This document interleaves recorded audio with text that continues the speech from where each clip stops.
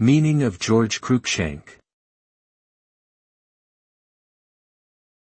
George Cruickshank. George Cruickshank. George Cruickshank. George Cruickshank.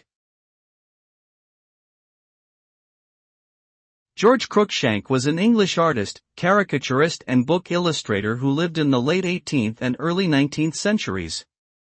He is perhaps best known for his satirical illustrations, which often depicted social inequality and political corruption. Cruickshank's work was influential in shaping public opinion during a time of great social change in England. His illustrations were widely published in newspapers, books and pamphlets, and his style influenced many other artists in the years that followed. Today, Cruickshank's work is considered an important part of the British artistic tradition.